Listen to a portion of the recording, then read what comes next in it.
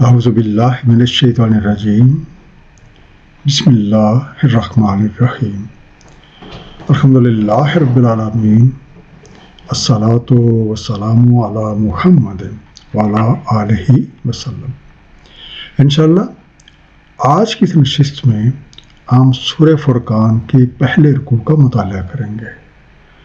سورہ فرقان ترتیب قرآن کے لحاظ سے 25ویں اور نزول قرآن کے لحاظ سے 42ویں سورہ ہے۔ اس میں کل 77 آیات ہیں جو کہ 6 رکوع پہ مشتمل ہیں۔ آئیے مطالعہ قرآن کا آغاز اس دعا کے ساتھ کرتے ہیں کہ اللہ تعالیٰ اپنے حبیب نبی پاک صلی اللہ علیہ وسلم کے طفیل ہم سب کو قرآن کریم کا صحیح مفہوم عطا فرمائیں۔ بسم اللہ الرحمن الرحیم۔ تبارک الذی نزل الفرقان علی عبدہ، بہت بابرکت ہے جس نے نازل فرمایا فرقان اپنے بندے پر، لیکون للعالمین نذیرا، تاکہ وہ ہو جائے عالمین کو خبردار کرنے والا۔ فرقان کا مادہ فے رے کاف ہے۔ فرقان کا مفہوم دو چیزوں میں فرق کو اچھی طرح واضح کر دینا والے کا ہے، اور اس لحاظ سے ہم اسے کسوٹی بھی کہہ سکتے ہیں۔ یہ بنیادی طور پہ ایک صفت ہے۔ اس لحاظ سے فرقان وہ صلاحیت ہے جس کی مدد سے حق و باطل، خیر اور شر اور اچھائی اور برائی کا مفہوم خوب واضح ہو جاتا ہے۔ دوسرا لفظ ہے عبد۔ عبد غلام کو کہتے ہیں، اور اس کا مفہوم اپنے خالق اور مالک حقیقی کو پہچاننا اور بندگی کے تقاضے نبھانا، یعنی اپنے مالک کی رضا کے مطابق اس کے تمام احکامات کو بجا لانا اور کسی بھی معاملے میں اپنی عقل، سمجھ یا اختیار کو استعمال نہ کرنا، بلکہ ان چیزوں کو سرنڈر کرنے کا نام ہے۔ عام طور پہ فرقان سے مراد قرآن کریم اور عبد سے مراد نبی پاک صلی اللہ علیہ وسلم لیے جاتے ہیں، جبکہ عبد ایک مقام ہے، اور اس مقام پہ پہنچنے والے پر فرقان کا نزول ہوتا ہے۔ جس کسی کو بھی یہ صلاحیت عطا کی جاتی ہے تو اس کے ذمہ عالمین کو حق و باطل کے انجام سے خبردار کرنا ہوتا ہے۔ للذی لہ ملک السماوات والارض، وہی جس کی بادشاہی ہے آسمانوں اور زمین کی، ولم یتخذ ولدا ولم یکن لہ شریک فی الملک، اور نہیں اخذ کیا اس نے کوئی بیٹا اور نہیں اس کا کوئی شریک بادشاہی میں۔ وخلق کل شیء فقدرہ تقدیرا، اور تخلیق کی ہے ہر شے، پس مقرر فرمائی اس کی مقدار ناپ کر۔ تو پہلا انڈرلائن لفظ ہے ملک، میم لام کاف سے بنا ملکیت اور اختیار۔ یتخذ، اخذ کرنا، بنا لینا، پکڑ لینا۔ فقدرہ، اس کا مادہ ہے قدر، کاف دال را، مقدار یا معین اندازہ۔ اب اس آیت مبارکہ میں اس ہستی کا تعارف ہے جس نے فرقان کو نازل فرمایا۔ اس ہستی کی بادشاہی یعنی اقتدار اور اختیار آسمانوں اور زمینوں پر ہے۔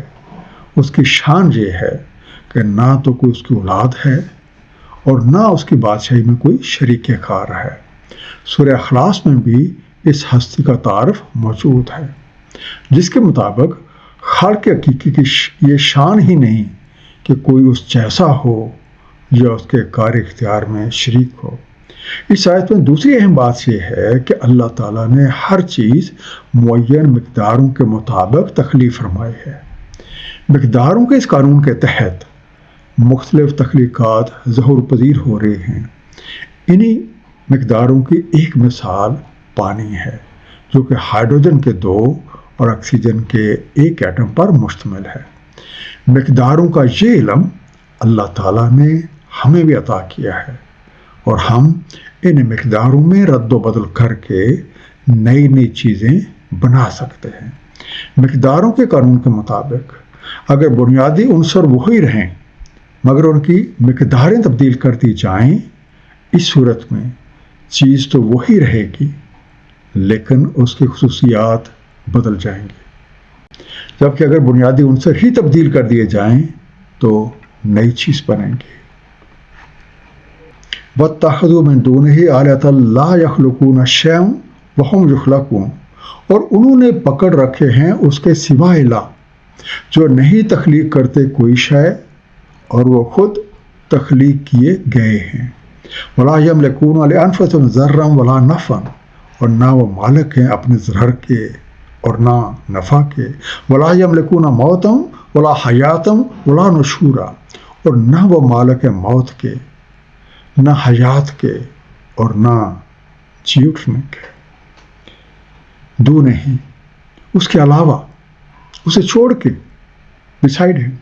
نشورا، نشر سے بنا، نون شین را، نشر ہونا یعنی مر کے اٹھ جانا، پھر سے جی اٹھنا۔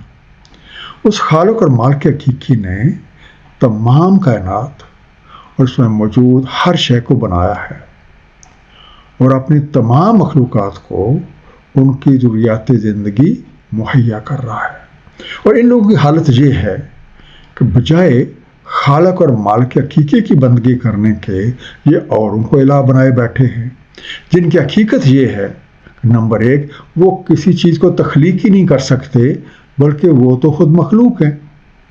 نمبر 2 کسی دوسرے کا کیا، انہیں خود اپنے نفع نقصان کا اختیار بھی نہیں ہے۔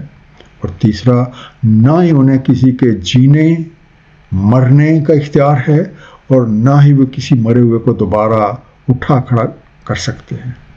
گویا یہ تینوں صفات خالق اور مالک حقیقی کی ہیں۔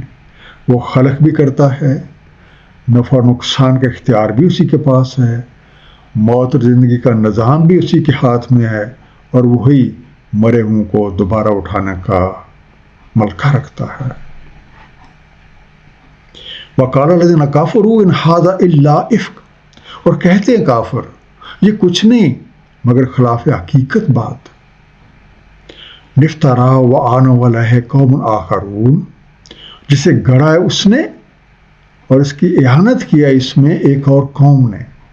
فَقَدْ جَاءُوا ظُلْمًا وَزُورًا، تحقیق وہ آ گئے ہیں ظلم اور کتراؤ پر۔ افک الف فا کاف سے بنا، حقیقت کے برعکس۔ افطرا ہو، افطرا کرنا، خود سے گھڑ لینا یا خود سے بنا لینا۔ زورا، درو کوئی حق سے ہٹی ہوئی بات۔ قرآن کریم میں بیان زندگی اور موت کی حقیقت کا انکار کرنے والے یہ کہتے ہیں کہ یہ قرآن کریم اللہ تعالیٰ کی طرف سے نازل نہیں ہوا بلکہ اسے ہمیں پہنچانے والے نے خود سے بنایا ہے۔ قرآن کریم نے بارہا یہ چیلنج دیا ہے کہ اگر کوئی شخص یہ سمجھتا ہے کہ یہ کلام اللہ کی بجائے کسی کا خود سے بنایا ہوا ہے تو وہ ایسا کلام بنا کر پیش کرے، جس کی ایک مثال سورہ بقرہ آیت نمبر 23 ہے۔ اگر تمہیں کوئی شک و شبہ ہے اس میں جو ہم نے نازل کیا ہے اپنے بندے پر، تو لے آؤ ایک صورت اس کی مثل اور بلا لو اپنے شہادتی سوائے اللہ تعالیٰ کے اگر تم سچے ہو۔ آج تک کسی نے اس چیلنج کا جواب نہیں دیا بلکہ ہٹ درمی کا مظاہرہ ضرور کیا ہے۔ اسی طرح یہ لوگ بھی لاجواب ہونے کے بعد ظلم اور غلط بیانی پہ اتر آئے ہیں۔ وَقَالُوا أَسَاطِيرُ الْأَوَّلِينَ اكْتَتَبَهَا، اور یہ کہتے ہیں کہانیاں ہیں پہلوں کی جو لکھا رکھی ہیں اس نے۔ فَهِيَ تُمْلَىٰ عَلَيْهِ بُكْرَةً وَأَصِيلًا، سو وہی املا کرائی جاتی ہیں اس کو صبح و شام۔ اساطیر، سین توئے راہ سے بنا، نقلیں، لکھی ہوئی کہانیاں۔ منکرین حق کے سامنے جب قرآن کریم میں بیان پہلے لوگوں کے اعمال اور ان کے انجام کار کا ذکر کیا جاتا ہے تو وہ اسے کہانیاں قرار دیتے ہیں اور یہ کہتے ہیں کہ یہ تمام چیزیں تو پرانی کہانیاں ہیں جن کو اکٹھا کر کے لکھوا کر رکھ لیا گیا ہے اور وہی ہمارے سامنے صبح شام پیش کی جاتی ہے۔ وَأَنزَلَ الَّذِي يَعْلَمُ السِّرَّ فِي السَّمَاوَاتِ وَالْأَرْضِ، کہہ دیں اسے نازل کیا اس نے جو علم رکھتا ہے اسرار کا آسمانوں اور زمینوں میں، انہ کان غفور الرحیم، بے شک وہ مغفرت کرنے والا، رحم فرمانے والا ہے۔ اے دائی حق، ان لوگوں سے کہہ دے، یہ کلام تو اس ہستی کا نازل کیا ہوا ہے جو آسمانوں اور زمین کے تمام اسرار و رموز سے واقف ہے، وہ دلوں میں چھپی ہوئی باتیں اور ذہنوں میں آنے والے خیالات کو بھی جانتا ہے۔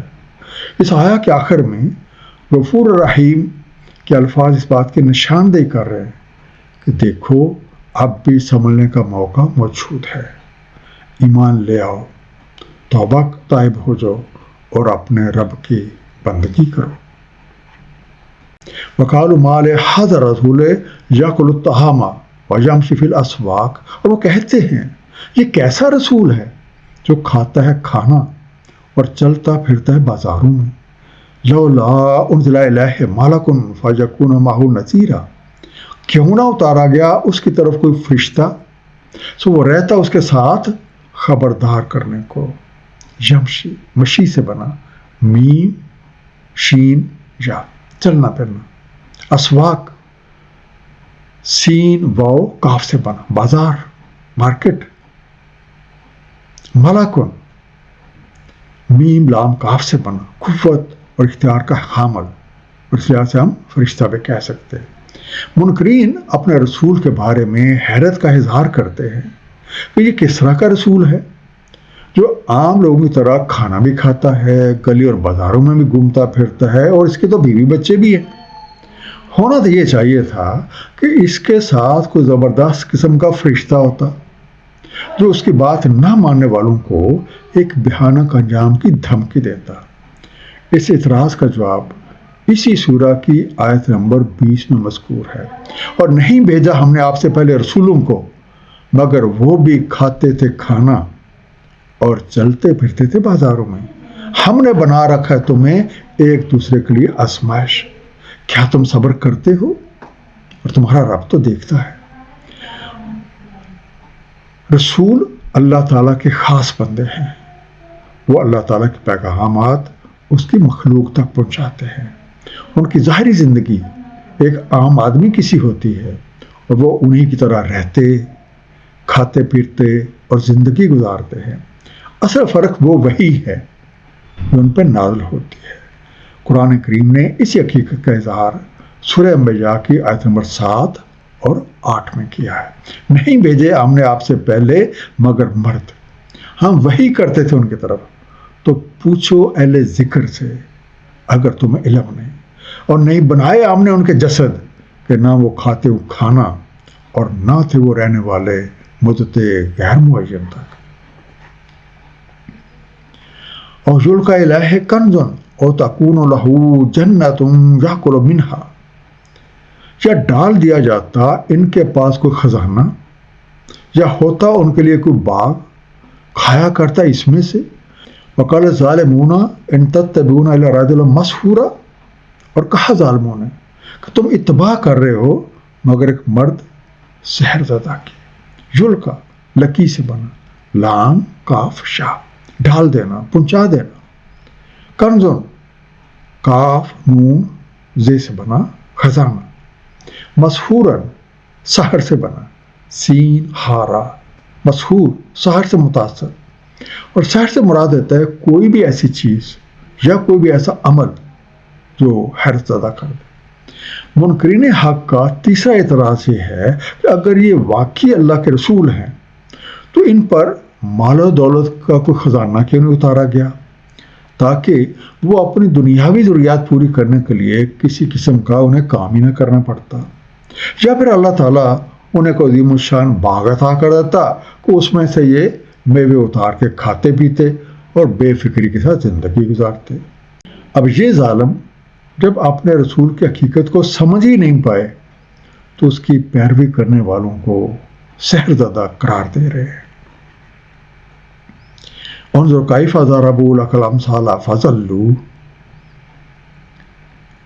نظر ڈالو کیسی کیسی دہرا رہے ہیں تمہارے لیے مثالیں، تو بھٹک رہے ہیں۔